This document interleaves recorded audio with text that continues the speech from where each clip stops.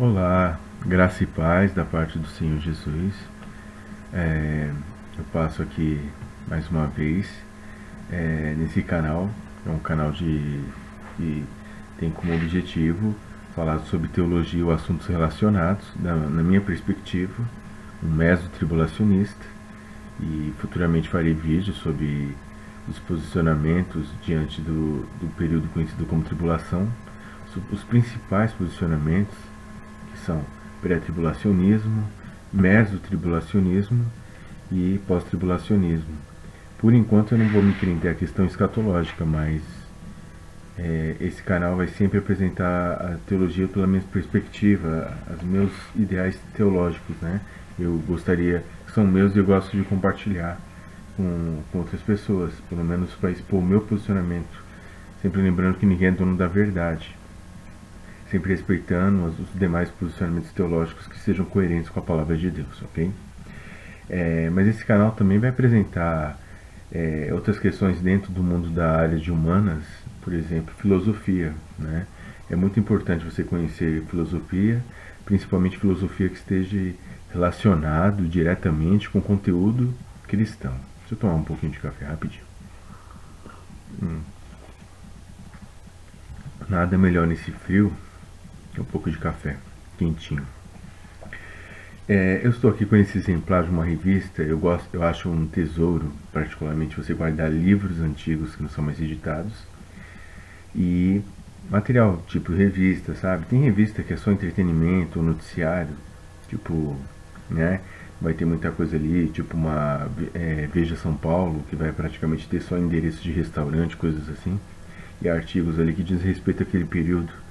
Mas tem revistas que tem artigos que sempre será lido e sempre vai te contribuir. Principalmente quando você acha essa revista, você consegue ela de graça. Me refiro a essa revista aqui, ó, Vida Simples. É uma revista, né, que tem assinatura. Acho que ela é da editora Abril, tá o símbolozinho dela. E é de 2010. Mas eu achei um artigo interessante sobre filosofia, mais precisamente sobre o pai do existencialismo, que foi uma corrente filosófica que surgiu aí no fins aí do século XIX, né? E que influenciou aí bastante a geração posteriores aí, e infelizmente acabou dando até um pouco mais de material para os ateus combaterem a fé, mas surgiu, por incrível que pareça, de um pastor luterano. Eu estou me referindo a Soren Kierkegaard, né? E eu vou ler um pouco, eu vou ler esse artigo aqui dessa revista e compartilhar aí o posicionamento de uma pessoa que tinha seus erros e defeitos. Nem tudo em Soren Kierkegaard é uma coisa equilibrada que eu concordaria, mas ele também tinha essa aversão à instituição, né?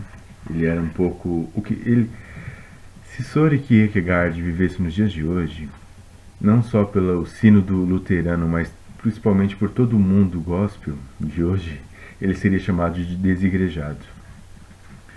Pela simples razão que ele não era muito pela estrutura, né? Mas eu vou deixar o texto falar por si, eu vou ler o artigo aqui na íntegra, ok? Estou inclusive lendo com vocês agora, né? Eu só tinha passado o olho pela matéria e decidi que ia falar um pouco sobre esse tema, né? Que acho importante que no mundo da teologia também se fala sobre a filosofia, que era tido na Idade Média como uma escrava, uma serva, né, da teologia, poderia ser usado aí em favor da fé na argumentação, ok? O olezinho de café. Tá tanto frio que o café que tá bem quentinho já tá quase morno. Vamos lá. O tremor. Para o filósofo dinamarquês, a angústia é o fruto estonteante da liberdade humana. Descubra esse paradoxo. Ao longo do século XX, poucas correntes filosóficas fizeram tanto sucesso quanto o existencialismo, escola de pensamento que sublinha, entre outras coisas, a reflexão sobre o absurdo da vida humana, deixando de lado a busca pela verdade suprema ou o bem absoluto. Após 2 guerras mundiais, genocídios, fracassos ideológicos e algumas bombas atômicas, esse elegante evangelho do desespero caiu no gosto de pensadores profissionais e leigos. No século passado, a figura mais célebre do cânone existencial foi, sem dúvida, o mandarim materialista Jean-Paul Sartre. Graças a ele, o existencialismo acabou associado a um ateísmo militante que, em momentos extremos, beira a intolerância contra qualquer forma de religiosidade. Os atuais chiliques contra o véu islâmico na França, por exemplo. Vale lembrar, no entanto, que o pai do pensamento existencialista moderno não foi um ateu, nem mesmo um agnóstico, mas um homem fervorosamente religioso que via no cristianismo sincero uma afirmação de individualismo e rebeldia. O dinamarquês Søren Kierkegaard, 1813 a 1855. Ele viveu pouco, morreu jovem ainda. Ele, o Kierkegaard, o filósofo que marcaria a reflexão sobre o ser ao longo do século XX, nasceu em Copenhague, em 1813, e morreu na mesma cidade em 1855. Cristão, iria influenciar filósofos ateus como o francês Jean-Paul Sartre, entre outros nomes do pós-guerra. Vamos lá. Mais um gole de café que está ficando morno.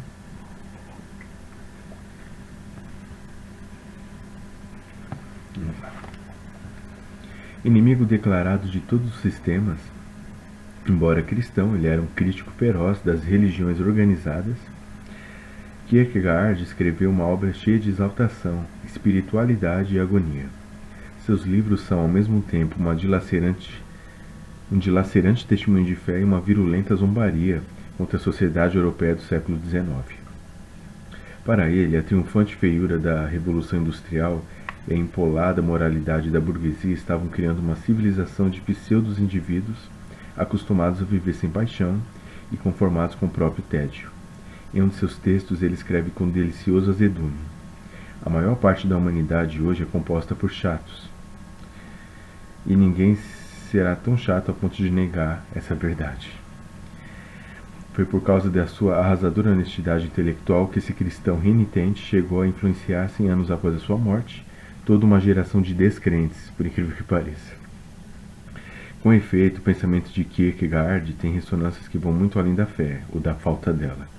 Isso porque o tema mais prolífico e eloquente na obra do cristianismo rebelde dinamarquês, esse cristianismo rebelde dinamarquês, é um daqueles assuntos que jamais envelhecem e que podemos realmente chamar de universais: a angústia da condição humana.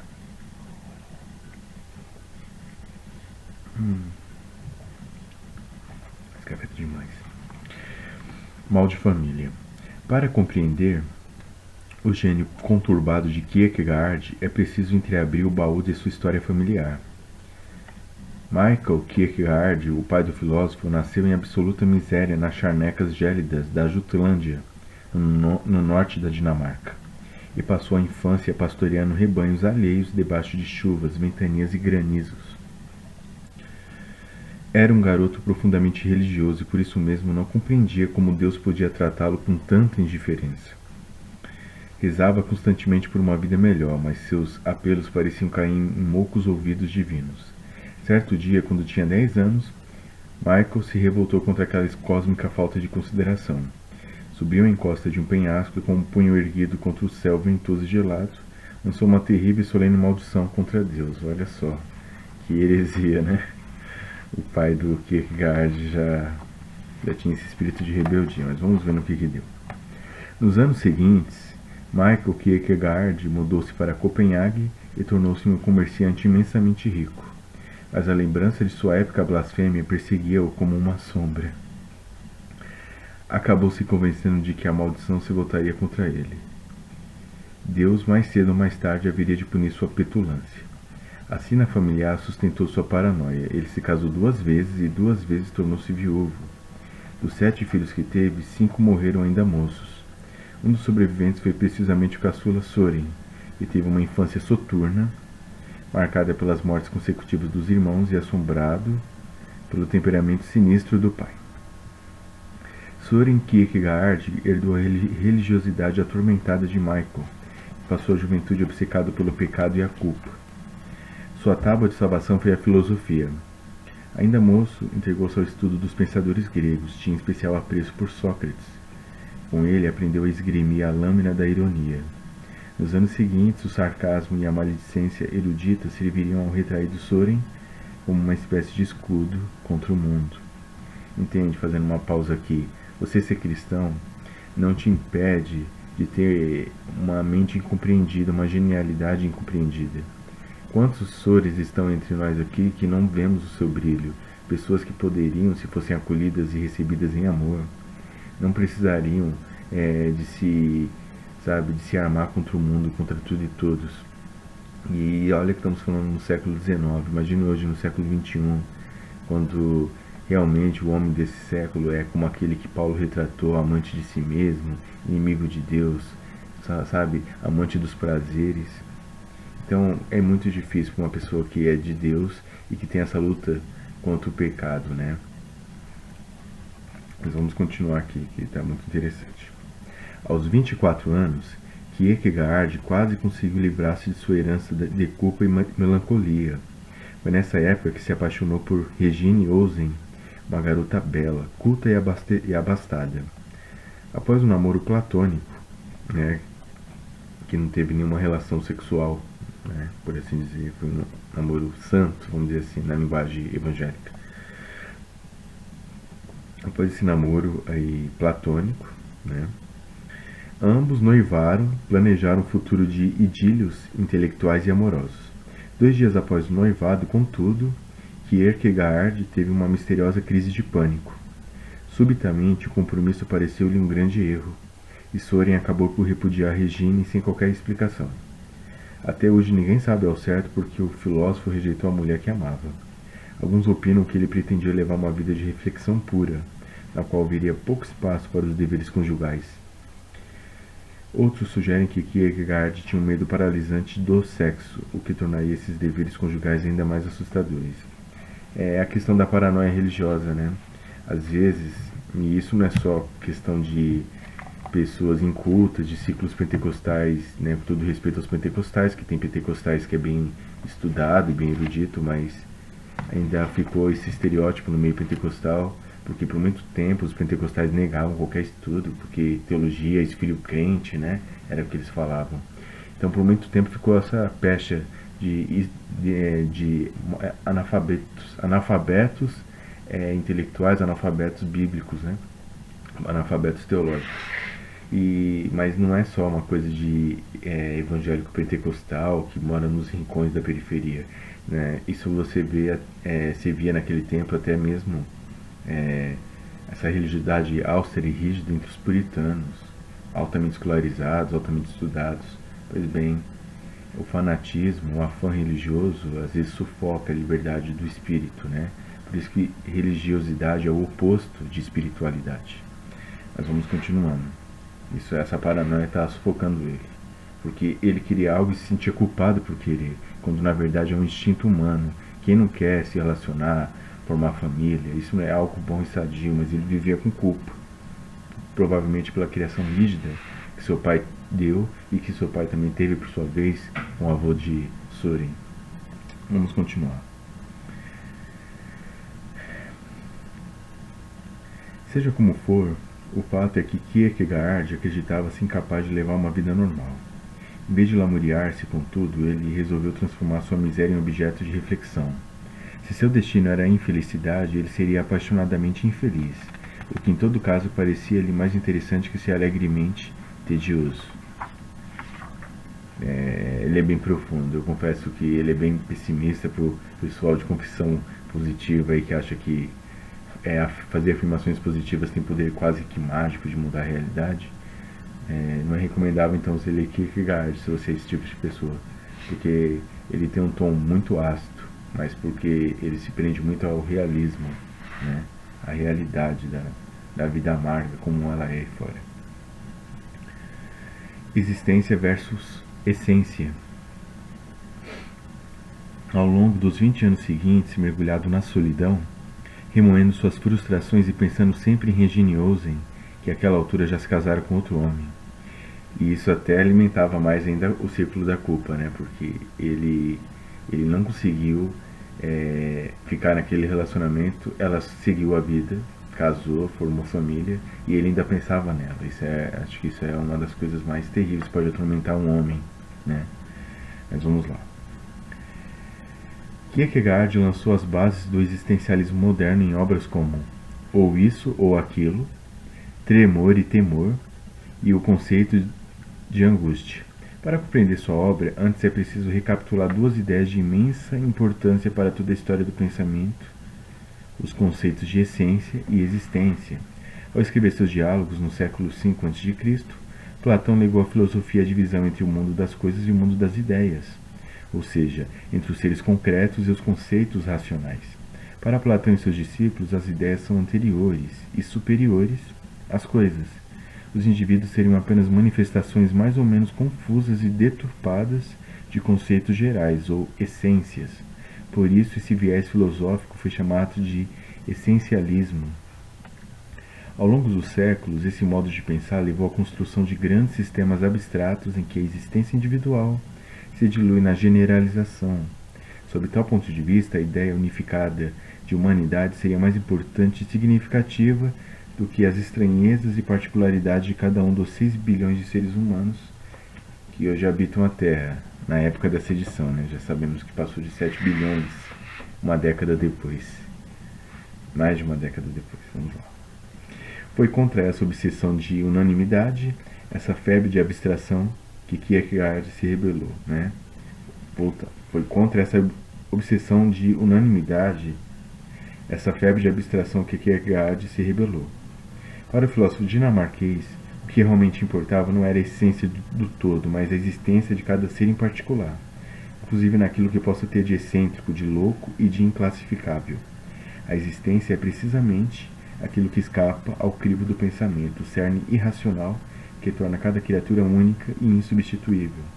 As verdades subjetivas, próprias e inseparáveis de cada ser humano, são mais importantes que as verdades objetivas.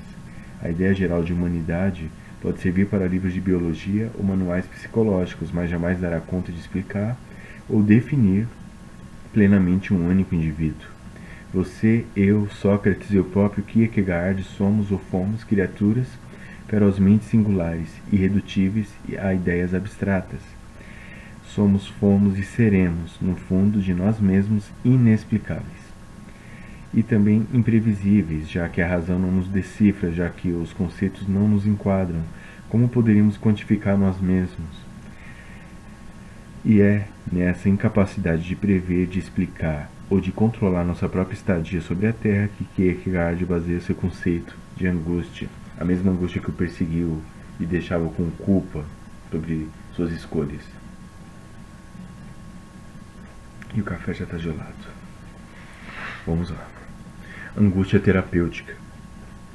Segundo Kierkegaard, a angústia é o fruto estonteante da liberdade humana. Para compreender essa ideia aparentemente contraditória, é preciso esmiuçar a ambígua teologia do cristão mais amado pelos ateus. Kierkegaard acreditava apaixonadamente em Deus, mas também afirmava que sua existência não podia ser provada pela razão. A divindade de Kierkegaard estava além da inteligência humana, e de nada adiantaria recorrer a ele em busca de dicas ou soluções para os nossos dilemas. Nesse sentido, o livre-arbítrio do ser humano é absoluto e inviolável. Deus jamais interfere em um único ato de suas criaturas, por mais desastrosas que venham a ser suas consequências. Quando Adão mordeu a fruta proibida, cometendo o pecado original e condenando toda a sua descendência a uma história de barbaridades e sofrimentos, a mão de Jeová não se estendeu para impedi-lo. E a culpa disso tudo não jaz na omissão divina, mas na escolha do nosso tataravô. Né? Apostando no livre-arbítrio, né? O filósofo dizia que de nada adiantava recorrer a Deus em busca de dicas ou até soluções para nossos dramas, por mais desastrados que venham a ser essas consequências. Isso é importante. Isso é chave para você compreender a obra de Kierkegaard. Vamos lá. Alguém poderia argumentar, mas antes de comer o fruto proibido, Adão desconhecia o bem e o mal. Como poderia adivinhar que sua escolha traria milênios de desgraça?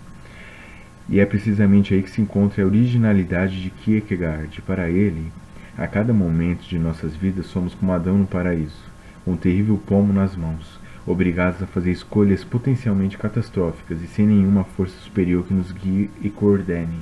ou que ao menos nos impeça de errar. Distante de Deus e perante a falência da razão, o homem carece das ferramentas necessárias para se assegurar de que escolhe o caminho certo. A angústia é precisamente a consciência dessa liberdade sem freios, sem bordas e sem qualquer segurança. A tontura diante do abismo de possibilidades que se abre diante de nós a cada segundo.